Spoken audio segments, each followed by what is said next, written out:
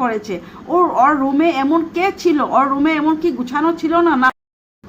তো বন্ধুরা, আজকে প্রায় 6 মাস আগের যে ভিডিওটা ছেড়েছিল আমাদের গামলা, 6 মাস আগে বলতে কি ভ্যালেন্টাইন দিনের কথাটাই নিয়ে আবার চলে আসছি তোমাদের পাশে। তো সেই 6 মাস আগের ভিডিওতে চলো তোমাদেরকে একটু নিয়ে যাই। আর প্রথমে তো আমার ইন্ট্রোটা দিয়ে নিই। তো welcome back to my channel Mithu ঝাল মিষ্টি। তো আমার নতুন চ্যানেল, সেই নতুন চ্যানেল আমি আরও একটা ভিডিও করেছি, তারপর এটা এখন 2 নম্বর ভিডিও। সেই ভিডিওটা আবারও তোমাদের কাছে নিয়ে এসেছি, মিঠু ঝাল মিষ্টি চ্যানেল। প্লিজ তোমরা এই চ্যানেলটাকে একটু দেখো, সাবস্ক্রাইব করে নাও, যতটুকু পারো শেয়ার করে দাও। তো আচ্ছা চলো তোমাদেরকে আমি নেক্সট কথাতে চলে আসছি। তো সেটা হলো আমাদের গামলা যখন ভ্যালেন্টাইন ডে করতে গিয়েছিল, তো ওর মা একদম সুন্দর সাজিয়ে গাজিয়ে দিয়েছে, একদম চুল আলগা চুল লাগিয়ে একদম পিছনে খোপা টুপা বেঁধে ফুল টুল বেঁধে একদম মেয়েকে সাজিয়ে দিয়েছে যে যা নতুন বয়ফ্রেন্ডের সাথে দেখা কর গিয়ে, তোর বাচ্চা একটা আছে, এত সুন্দর বাচ্চা, তোর স্বামী, সেগুলো তোর কোনো দরকার নেই। মা সেই জায়গাতে মা বলছে যে যা, মেয়েকে বলছে যা গিয়ে বয়ফ্রেন্ডের সাথে গিয়ে এনজয় কর। তো সেই জায়গাতে মেয়ে একদম চলে গেল, বাইকে উঠে পুরা লুক দেখিয়েছে আমাদেরকে, সাজুগুজু কীভাবে করেছে আর কি গিফট দেবে, কি গিফট নিয়েছে সব কিছু আমাদেরকে দেখিয়ে দিল। এসে ঘরের থেকে এসে মানে ভ্যালেন্টাইন ডে থেকে যেখানে যেখানে ঘুরতে গিয়েছিল সে জায়গার থেকে বাড়িতে এসে আমাদেরকে সব দেখিয়ে দিয়েছে। তো সেই জায়গাতে আমি বলছি যখন ও কানের দিয়েছে সব কিছু আমাদেরকে দেখালো। তো সেই জায়গাতে আমি বলছি যখন ওর ফুলের বুফেটা দিয়েছে, তো সেই জায়গাতে ও বললো ফুলগুলো না এখন একদম মজে গিয়েছে। তো সেই জায়গাতে আমি বলছি গামলা, তোমার এই জীবনটাও, তোমার এই আস্তে আস্তে এই লাইফটাও এই ফুলের মতনই মুজে যাচ্ছে কিন্তু। কারণ কেন বলছি বন্ধুরা, তো সেটা হলো কাল যখন ওর ভিডিওটা দেখেছি, ও যখন স্নান করতে গিয়েছিল তখন কিন্তু গ্রিলের যখন উপরে বাথরুমে যখন স্নান করতে গিয়েছিল তখন গ্রিলটা কেউ বন্ধ করে দিয়েছে। কেন বন্ধ করে দিয়েছে সেই জায়গাতে আমি বলছি বন্ধুরা, ওর মা কিন্তু অনেক রাগ হয়ে গিয়েছে ওর উপর। আর কতদিন এভাবে মেয়ে ঘরে বসে বসে খাবে, আর এইভাবে খালি ক্যামেরা হাতে নিয়ে খালি ক্যামেরাতে মানে ও দেখাতে ভালো পারে, রান্না বাড়া ঘরের কাজ যেগুলা আছে কিছুই করে না, পূজা দেওয়ার থেকে আরম্ভ করে ঘরের কাজ ও কিছুই করে না, সব ওর বৌদি ওর মার কাছে ফেলে ও খালি ক্যামেরা নিয়ে খালি কি রান্না হচ্ছে, কি বানানো হচ্ছে, কি মা কি রান্না করছে, বৌদি পূজা দিচ্ছে, সেগুলোই কিন্তু সারাদিন ওই দেখায়। সেই জায়গাতে ওর মা এখন একদম পুরো খেপে গিয়ে কাল ওর মা একদম মুখে বলে দিল, অন ক্যামেরার সামনে বলে দিল যে হ্যাঁ সারাদিন বসে বসে কিভাবে দিনটা কাটায়। তো সেই জায়গাতে গামলা বলল হ্যাঁ এতক্ষণ লাগে নাকি রান্না করতে। তো সেই জায়গাতে মা একদম মানে পুরো খেপে একদম রাগ হয়ে মেয়েকে পারলে মানে একটা চড় দেবে নাকি এই পরিস্থিতি ছিল, তাই না বন্ধুরা? তোমরা সেই ভিডিওটা দেখেছো কি না? তো নিশ্চয় তোমরা দেখেছো সেই ভিডিওটা। সেই জায়গাতে বলছি গামলা, তোমার কিন্তু এখন দিন একদম খারাপ হতে চলছে।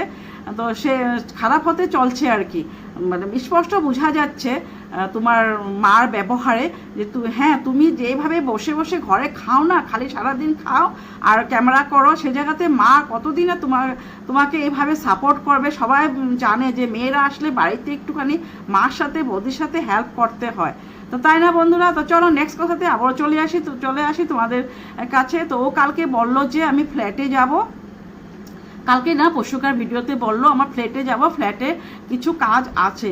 তো সে কি কাজ আছে ফ্ল্যাটে? তো ফ্ল্যাটে গিয়ে ও এমন কি কারেন্ট চলে গেল, ও নিজের রুমের থেকে প্রথম ভিডিওটা স্টার্ট করতে পারলো না। ও প্রথম গিয়ে উপরে ফুলের টাব যেখানে রেখেছে সেই জায়গা থেকে ভিডিওটা স্টার্ট করতে মানে করেছে। কেন করেছে? ওর রুমে এমন কে ছিল? ওর রুমে এমন কি গুছানো ছিল না? না ওর রুমে এতই অন্ধকার ছিল যে মোবাইলের তিনটা মোবাইল, দাদা ভাইয়ের মোবাইল, বৌদির মোবাইল, ওর মোবাইল, তিনটা মোবাইলের যে লাইট থাকে সেই লাইট দিয়ে কি ও রুমে ঢুকতে পারতো না? রুমটা আমাদেরকে দেখিয়েতে পারলো না? সেই জায়গাতে একটা বড় একটা মানে ছন্দ রয়ে যায়। সে জায়গাতে আমরা সবাই জেনে গিয়েছি যে জায়গাতে রুমে ছিল আমাদের ফুকলা। তো সেই জন্য রুমটাকে আগে না দেখিয়ে ফুকলাকে কোনো জায়গায় সাইড করে ও সিধা উপরে চলে গিয়েছে। উপরে গিয়ে আমাদেরকে ভিডিওটা অন করে দেখালো যে ফুলের টপগুলো ঠিকঠাক আছে। তারপরে নিচে আসলো, এসে বললো ফিউজ উড়ে গিয়েছে। আর কত মিথ্যা কথা বলবে ও, মিথ্যা কথা বলতে আর কি বললো, আগের ভিডিওতে বললো যে মধ্যে তো একদিন না দুদিন ভিডিও দেয়ই নেই, আগের পুরোনো ভিডিও দিয়েছিল, সে জায়গাতে পুরোনো ভিডিওতেও বলেছে যে আমাদের বাড়িতে কয়েকজন ভিউয়ার্স আসছিল, তাদেরকে আমি দেখাইনি, তাদেরকে দেখাতে গেলে সবাই বলবে আমার চরিত্র খারাপ, তো ওদেরও চরিত্র খারাপ। কেন বলবে এসব কথা? তো ওদেরকে তুমি দেখাবে না, তোমাদের তোমাদের ফুকলার কোনো নিজের মানুষ ছিল, তার জন্য তুমি ওদেরকে দেখাও নাই, সে জায়গাতে তোমরা বাস মিথ্যা কথা একটা বলে সাজিয়ে টাজিয়ে সুন্দরকে আমাদের কাছে সুন্দর সাজিয়ে দাও, যে আমরা ভিউয়ার্সরা বলবো যে তোমাদের বাসায় আসছে, তুমিও নোংরা তারাও নোংরা। তো সেটা আসছি মিথ্যা কথা যে বলছে সেটা স্পষ্ট বোঝা যাচ্ছে। তারপর আরেকটা মিথ্যা কথা বললো যে আজকে যে ভিডিওটা ছেড়েছে সে ভিডিওতে থাম্বনেল লিখেছে যে সুদীপ্ত দার কিছু কাজ আছে তাই বাড়িতে এসেছে। তো আমাদেরকে এই থাম্বনেলটা লাগিয়ে কি বুঝাতে চেয়েছে? হ্যাঁ বন্ধুরা, আমাদেরকে বুঝাতে চেয়েছে যে তোমরা এই ভিডিওটা ভিজিট করো, তোমরা দেখো আমার ভিডিওটা, কারণ আমার এখন অনেক ভিউজ কমে গিয়েছে, অনেকটাই ভিউজ কমে গিয়েছে। যদি আমি এরকম মিথ্যা কথা না বলি, মানে এতদিন তো মিথ্যা কথা বলতে ওর অভ্যাস হয়ে গিয়েছে, এখন থাম্বনেলও মিথ্যা কথা বলে লেখা শুরু করে দিয়েছে, তাই না বন্ধুরা? তো সেটা ও লিখেছে যে আজকে সুদীপ্তদা বাড়িতে আসছে কিছু কাজের জন্য। তো কোন সুদীপ্তদা? আমাদেরকে তো সুদীপ্তদাকে দেখানো হলো না, আর কে সে সুদীপ্তদা, কে সেটা তো আমাদেরকে দেখানো হলো না। তারপরে আবারও কি বললো যে সুদীপ্তদা এসেছিলো, আমি তোমাদেরকে দেখাই নেই, আবারও তোমরা হ্যান ত্যান অনেক কিছু কথা বলে নেবে।